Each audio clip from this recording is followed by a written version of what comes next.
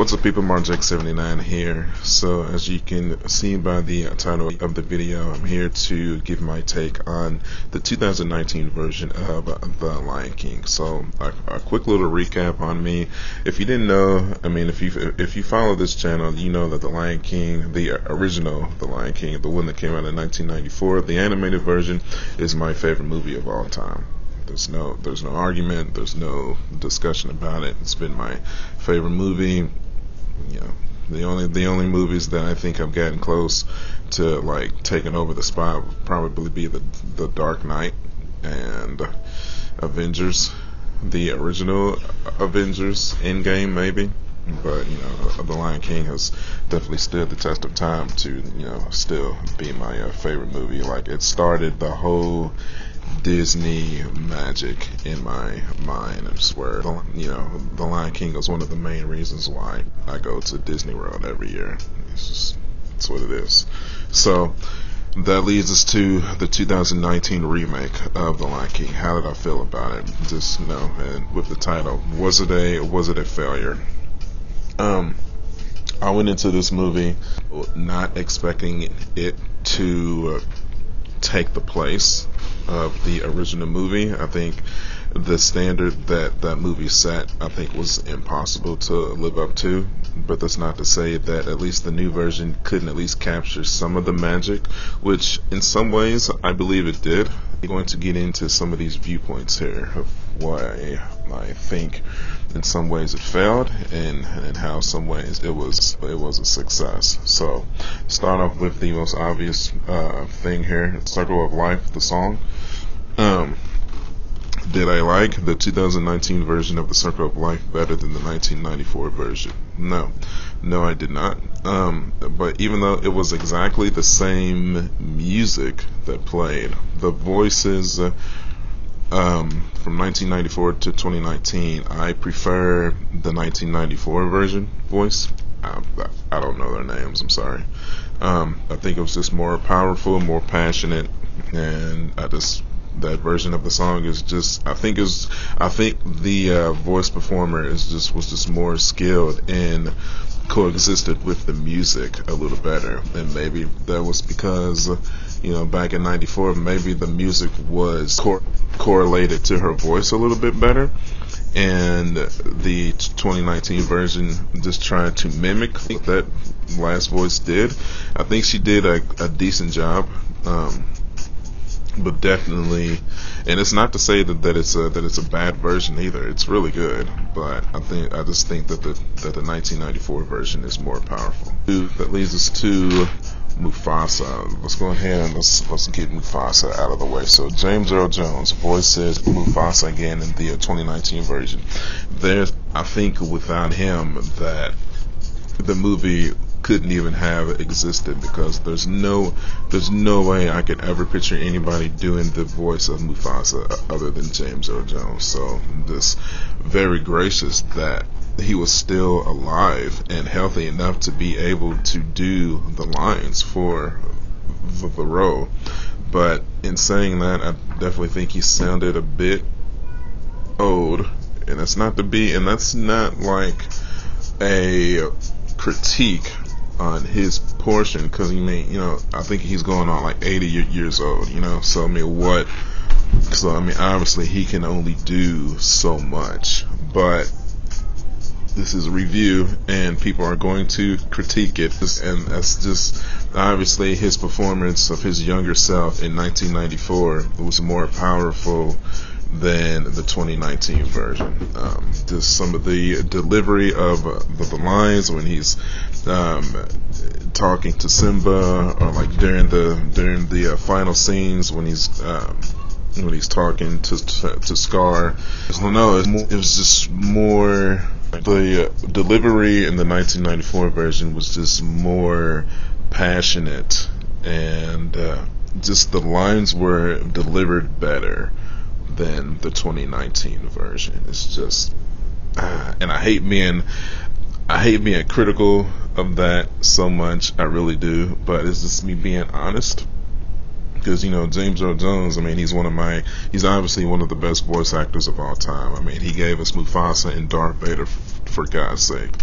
but it just, and it's not to say that the performance was bad. It's just that the 1994 version of Mufasa was so perfect that that's just impossible to live up to. Man, it's so crazy. I know it's tough to, I know that sounds weird, man, because I'm sure you guys like it. It's the same voice actor with basically the same lines. Yeah, I get that, but if you've seen the movie and you have the two versions to compare side by side, you know what I'm talking about, man. It's just the lines from the animated version were delivered better than the 2019 version.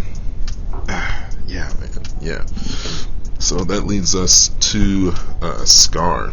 I'll tell you what, I actually liked this version of Scar a little bit better than the animated version. I think he seemed to be a little bit more conniving and more, I feel like he got like a better perspective of why he wanted to become king, why he despised Mufasa and Simba so much, and why he did what he did to take over the Pride Lands. The only part of Scar that I did not like was, I'm sure I have to be like, and I'm going into this review like I haven't seen like any other reviews on YouTube. I haven't read anything. Like, this is my own honest opinion of the movie compared to the 1994 version. I hated Be Prepared in the 2019 version. It was not good. I was not a fan of it. Like, there wasn't even like a song that got sung. Like, maybe the last line of the song got sung, but the rest of it, he was just giving a speech to the hyenas, and that's not what I wanted out of that song. Like, the Be Prepared song is an iconic Lion King song that, I mean, obviously it's not as popular as The Circle of Life or Can You Feel the Love Tonight or Just Can't Wait to Be King. Hakuna Matata is probably the least popular song out of the soundtrack, but it's still, an iconic song when it comes to Disney, just in general. And I feel like, almost taking that song out completely, it was a slap in the face to the people that have seen both versions of the movie and really appreciated the song. It was too much taking the majority of that song out. I didn't like it. That was a huge negative for me. So let's move on to Just Can't Wait to Be King.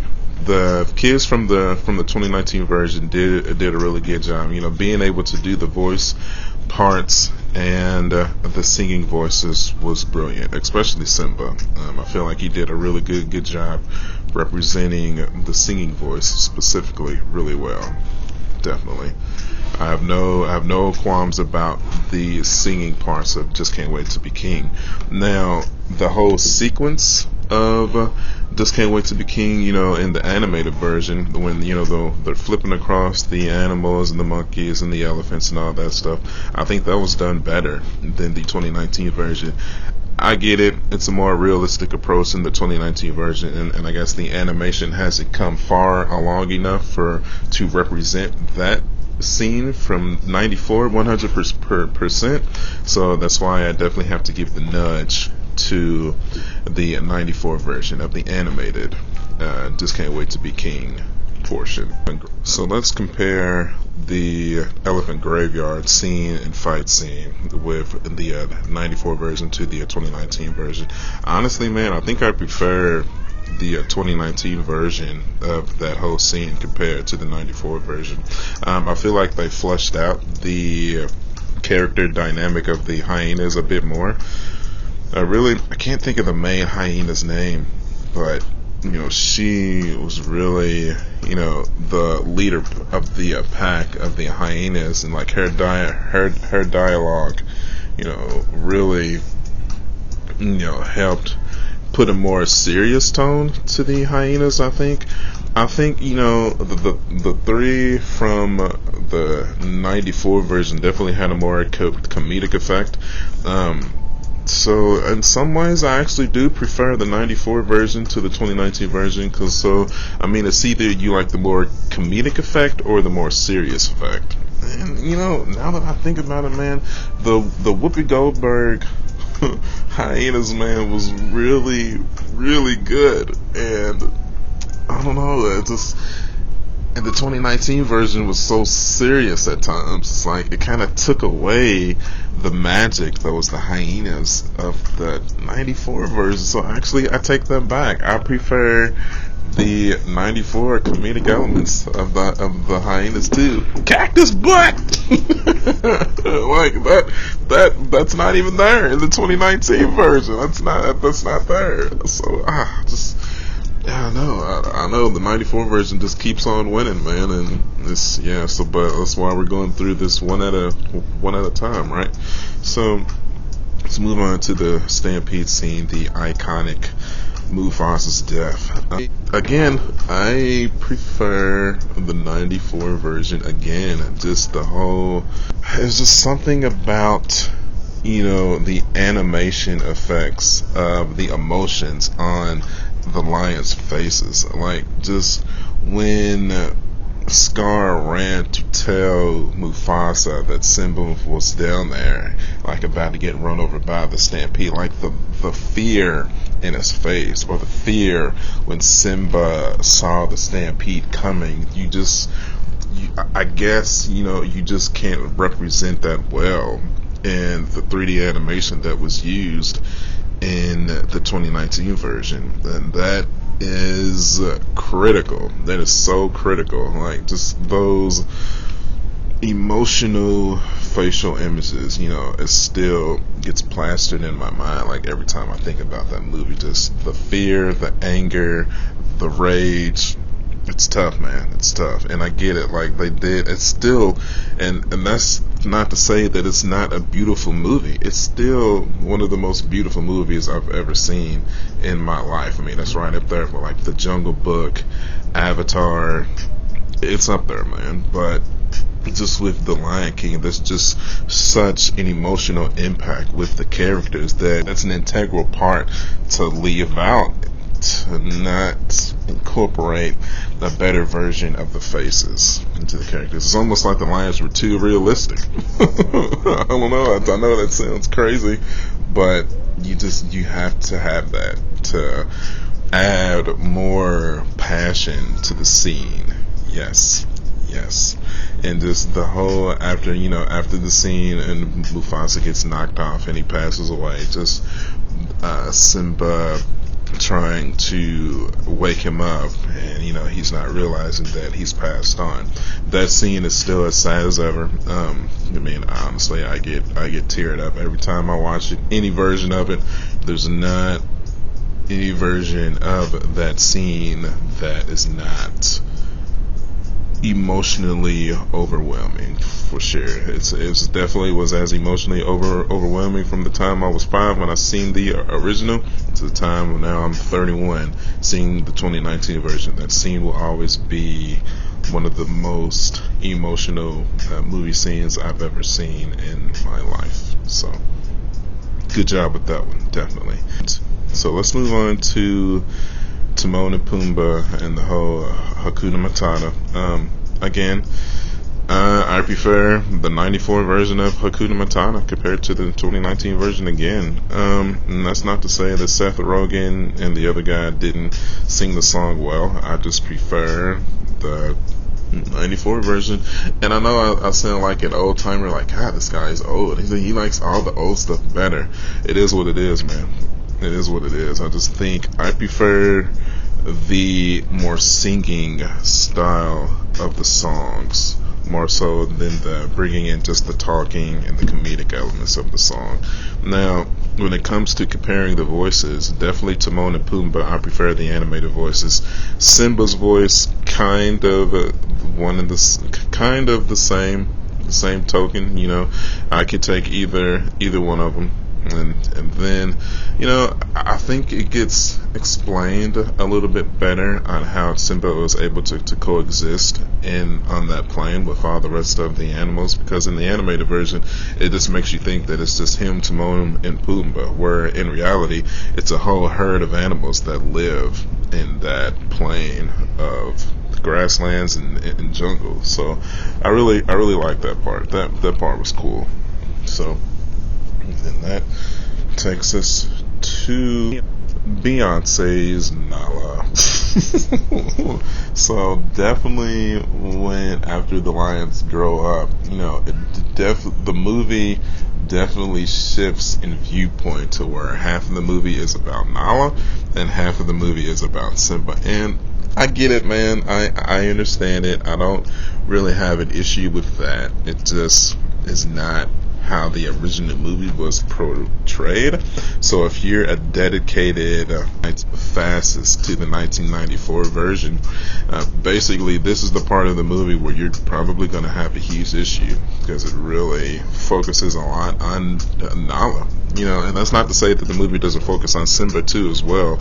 It just, it puts a lot of the focus on Nala as well. Now there is a scene that I really did like that, I've always wondered about, like, how did Nala sneak away from the Pride Lands to go and look for help and bring Simba back to the Pride Lands, and come to find out she had to sneak off and sneak away from Scar and all the rest of the hyenas and the lioness to go get help, because and also it was better explained how the Pride Lands came to the condition that it was in after Mufasa passed away too, because I feel like it never really got explained in the 94 version that they were over hunting and killing everything in their path, and that caused the circle of life to give way to, that wasn't a circle of life anymore. It was just a take, and you're not giving anything back, so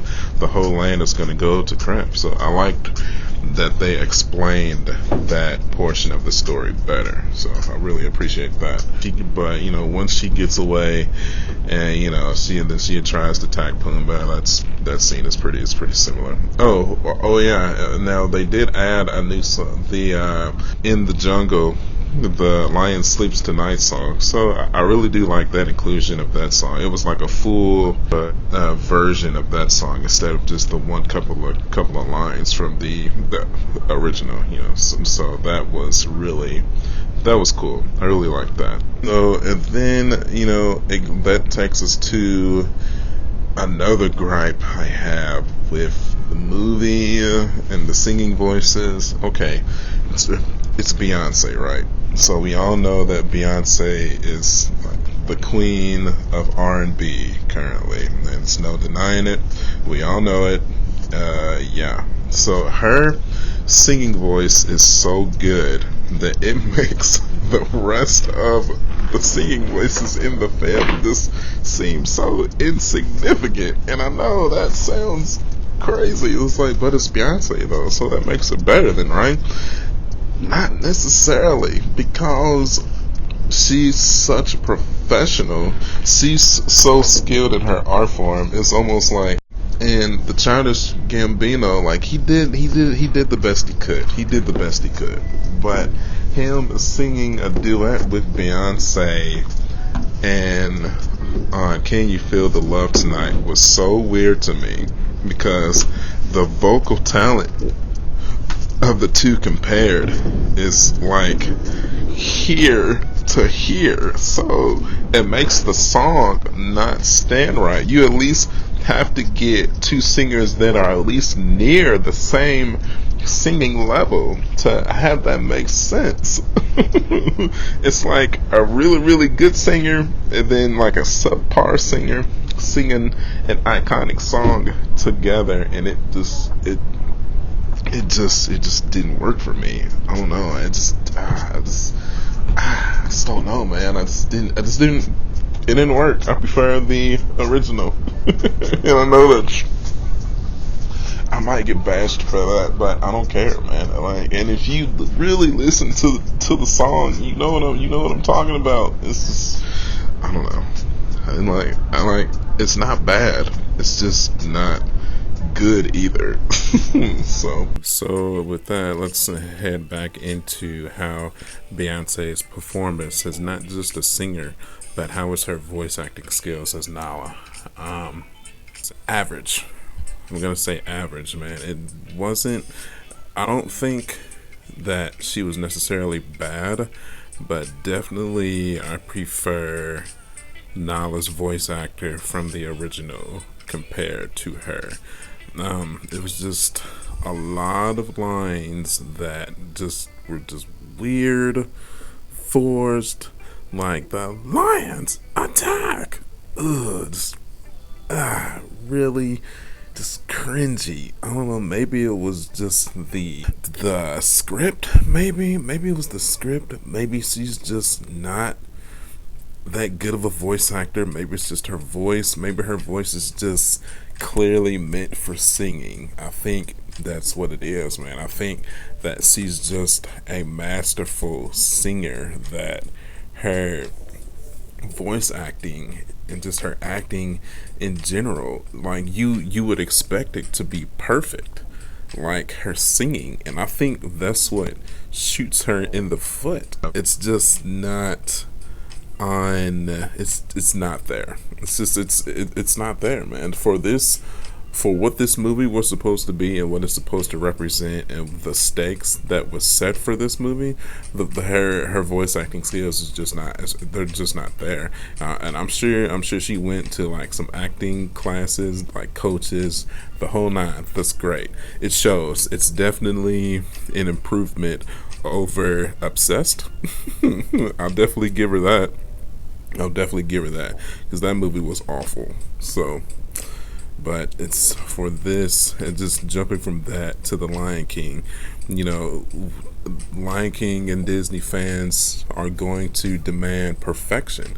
I mean, this movie represented an entire generation, adults and children, to be their favorite movie of all time. And Beyonce or not, like, I wanted perfection, and it wasn't there. I'm sorry. It wasn't there. Singing is brilliant though. Her signature song from the movie, from when Simba was running through the desert back to the Quiet Lands. Oh man, the song is beautiful, absolutely beautiful. That is still currently in my playlist of songs riding around in my car right now, and it will be for most likely the next month or so at least. But brilliant song. So I have no qualms about that at all. Singing was brilliant. Voice acting, not so much. So then that takes us to the Childish Gambino as adult Simba. How did he do? He was great, man. He was great. Now his acting ability and voice acting skills was on point. He really delivered his lines really well. I had no qualms about him at all. I think I actually prefer him to Matthew Broderick as the original adult Simba. So yeah, he's probably the one actor that I would actually take over the original. So yeah, so definitely shout out to him. Singing voice is not bad either. It's just obviously not on the same level as Beyonce, but nobody whose voice is on the same level as Beyonce. I mean, that's well, I mean, there are, but you know what I'm saying. Like nobody on this movie, his voice was up there on par with that. So yeah, very good. He did a very good job. But I definitely don't need The Lion King 2 though. No, let's just end it there and move on. So let's skip to when Simba sees Mufasa in the sky and tells him that he needs to remember who he is. So that scene compared to the 94 version was cool. I still think it was specific lines by Mufasa that was missing in the 2019 version. And I just feel like the 94 version was more powerful.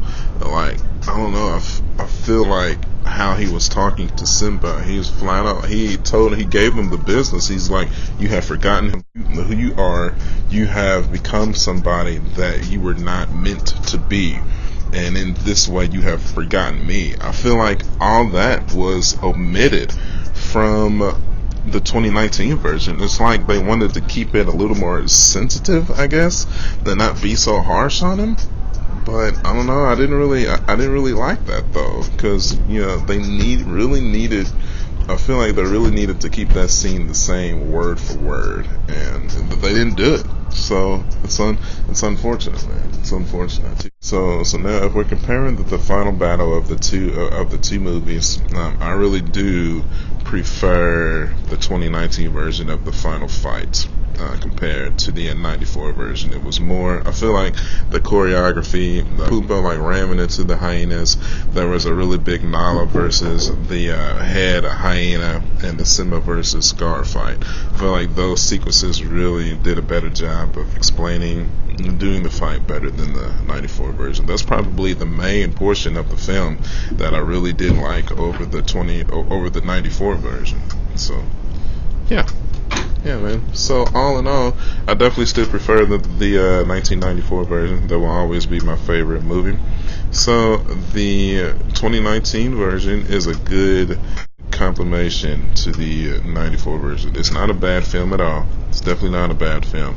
It's just not anywhere near as good as the original. My overall answer: should you go see this movie? Yes, you should definitely go see this movie if you're a fan of the original Lion King. Just don't go in expecting it to be, better or as good as the original, because you're going to be disappointed. So, okay, I think I've been talking for about a half an hour, it feels like. So I'm going to go ahead and end it there. If you watched all the way through, I appreciate it. Disney is life. You know how I am, man. So if you want to see more Disney videos just like this, you know what to do. You can follow me at youtube.com/martinjack79. I am also on Facebook, Instagram, and Twitter. And if this video reaches 100 likes, I will do a Disney Parks giveaway. How about that? Sorry, man. So as always, I will see you guys on the next video. I'll catch y'all later.